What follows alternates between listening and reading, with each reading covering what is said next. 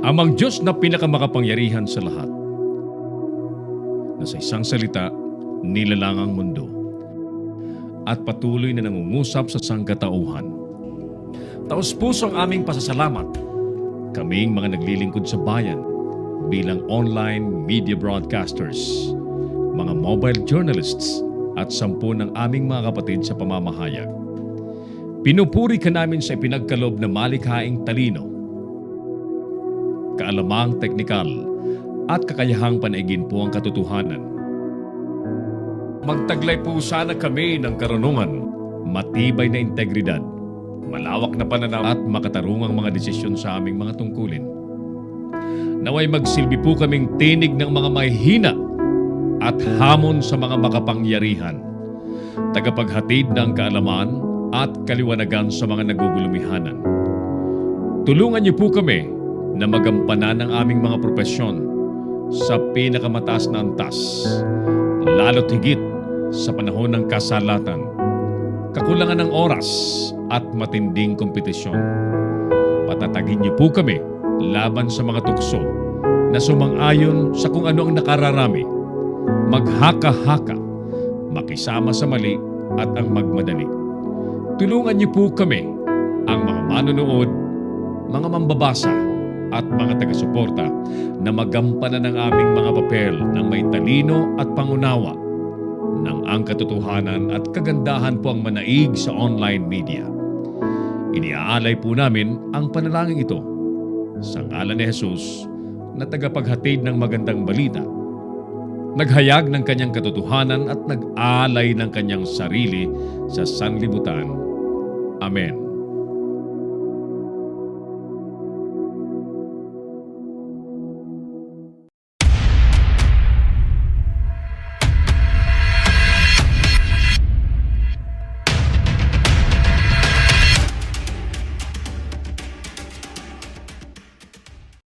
Narito ang mga isyong dapat abangan sa Kamaong Asero.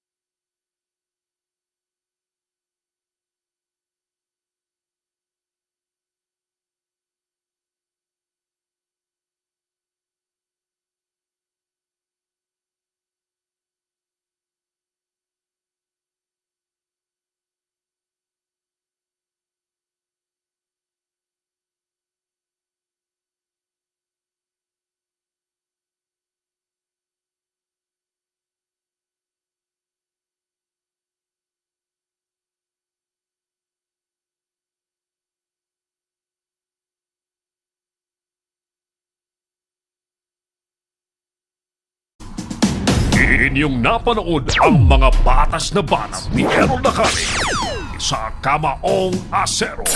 Abangang muli dito sa Little News Philippines.